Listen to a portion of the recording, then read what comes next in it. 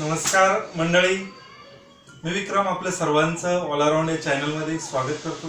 मंडळी, भयंकर उष्णता वाढलेली आहे, भयंकर उकाडा जाणवत आहे आणि अशा या भयंकर उष्णतेमध्ये उष्माघाताच्या स्ट्रोक पासून वाचण्यासाठी, त्याचबरोबर उष्णतेच्या इतर विकारांपासून वाचण्यासाठी काय करायला हवं या संदर्भात एक छोटासा व्हिडिओ आज मी तुमच्यासाठी घेऊन आलेलो आहे। चला सुरू करूया आजचा व्हिडिओ।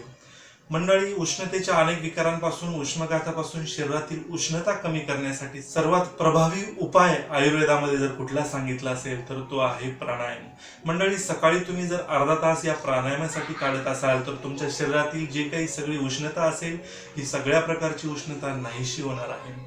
त्याचबरोबर या प्राणायामामध्ये तुम्ही अनुलोम विलोम जर करत असाल तर अनुलोम विलोम केल्याने तुमचं शरीर थंड होणार आहे। तुम्ही जेव्हा तुमची उजवी नाकपुडी दाबणार आहात आणि डाव्या नाकपुडीने श्वास घेणार आहात तेव्हा डावी नाकपुडीने श्वास घेतल्यानंतर तुम्हाला काय फायदा होणार आहे। डावी नाकपुडी ही चंद्र नाडी मानली जाते आणि त्यामुळे तुमच्या शरीरामध्ये थंडावा निर्माण करण्याचं काम या डाव्या नाकपुडीतून श्वसन केल्याने होतं। जेव्हा तुम्ही झोपत असाल तेव्हा उजव्या कुशीवर जर तुम्ही झोपत असाल तर आपोआप तुमची डावी नाकपुडी जी आहे ती कार्यान्वित होणार आहे, त्याने तुमचं शरीर थंड पडण्यास मदत होणार आहे। जेव्हा केव्हा आपण बाहेर जात असतो तेव्हा बरोबर पाण्याची बॉटल असू द्या, कारण तुमच्या शरीरातलं जर पाणी कमी झालं तर तुम्हाला उष्माघाताचा स्ट्रोक येऊ शकतो। आता तुम्ही म्हणाल आमच्या शरीरातील पाणी कमी झालंय, आपण कसं समजायचं? तर तुमची लघवी जर पिवळ्या येलो कलरची असेल आणि तुम्हाला लघवीमध्ये जळजळ व्हायला लागली तर तुम्ही समजून घ्यायचं की आपल्या शरीरातलं पाणी संपलेलं आहे आणि आपल्याला पाण्याची गरज आहे। शक्यतो ही वेळ येऊनच द्यायची नाही। उन्हाळ्यामध्ये पाणी जास्त पिलं पाहिजे। माठातील थंड पाणी तुम्ही पिऊ शकता। त्याचबरोबर कोमट पाणी मी याआधीही तुम्हाला सांगितलेलं आहे, कोमट पाणी शरीरासाठी खूप चांगलं आहे। पाणी एकदम पिऊ नका, पाणी घोटघोट प्या, त्याने तुमचं शरीराचं स्वास्थ्य चांगलं राहणार आहे। त्याचबरोबर कोकम सरबत, ताक, दही इत्यादी पदार्थ तुमच्या शरीरामध्ये जाऊ द्यात। उसाचा रस, हे नैसर्गिक पदार्थ तुमच्या शरीरामध्ये जाऊ द्या। बाहेरील कोल्ड्रिंक ज्या आहेत त्या नक्कीच घेऊ नका। त्याचबरोबर तुमचा जो आहार आहे तो उन्हाळ्यामध्ये हलका असला पाहिजे। उन्हाळ्यामध्ये पचन क्षमता जी आहे हिवाळ्याच्या तुलनेत थोडीशी कमी झालेली असते, म्हणून हलका आहार घेतला पाहिजे, त्याने पोट साफ राहील, पित्ताचा त्रास होणार नाही, परिणामी उष्णतेचा त्रास सुद्धा कमी होणार आहे। बरोबर खडीसाखर असू द्यावी, एक दीड तासाने खडीसाखरेचा एक खडा चघळला पाहिजे। खडीसाखर सुद्धा थंड प्रकृतीची आहे आणि त्याने मग आपल्या शरीरातील उष्णता कमी होण्यास मदत होणार आहे। त्याचबरोबर 1 चमचा खडीसाखर, 1 चमचा जिरेपूड, 1 ग्लास ताकामध्ये तुम्ही जर मिसळून हे रोज एक घेत असाल तर त्याने तुमच्या शरीरातील उष्णता पूर्णपणे नाहीशी होण्यास मदत होणार आहे। बाहेर पडत असताना नेहमी गॉगल टोपी वापरली पाहिजे।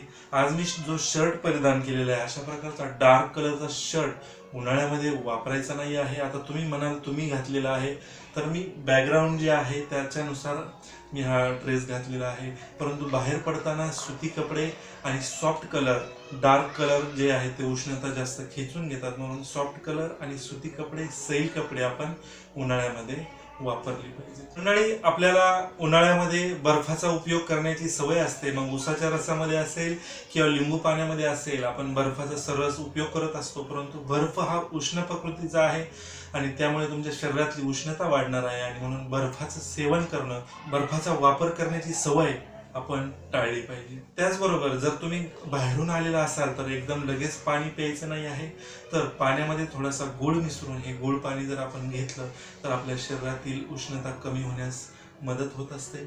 मंडळी, रात्री झोपताना खोबरेल तेल जे आहे ते तळपायांना आपण चोळलं पाहिजे, त्यानेही आपल्या शरीरातील उष्णता निघून जाण्यास मदत होते। त्याचबरोबर तुमच्या बेंबीमध्ये हे खोबरेल तेल जे आहे ते सोडलं पाहिजे, त्यानेही उष्णतेवर चांगला फरक पडतो। त्याचबरोबर गावरान गाईचं जे तूप आहे ते आपल्या दोन्ही नाकपुड्यांमध्ये रात्री सोडायचं आहे, त्याने उष्णतेचा जो दाह झालेला असतो तो दाह कमी होण्यास मदत होत असते। मंडळी, उन्हाळ्यामध्ये तुमच्या शरीराची, तुमच्या त्वचेची काळजी घ्या। उन्हाळ्यामध्ये जास्त बाहेर पडू नका। जेही काम करायचं आहे ते सावकाश सावकाश करा, जेणेकरून तुमच्या शरीरातील पाण्याची पातळी टिकून राहणार आहे। आता मला सुद्धा बोलताना तुमच्याबरोबर असं वाटतंय की पाण्याची पातळी माझी कमी झालेली आहे, म्हणून आता मी पाणी पिऊन घेतो।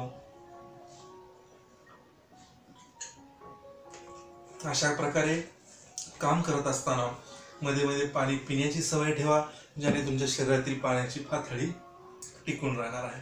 आता इथेच थांबतो. पुढील व्हिडिओमध्ये नक्की भेटूया नवीन विषयासह.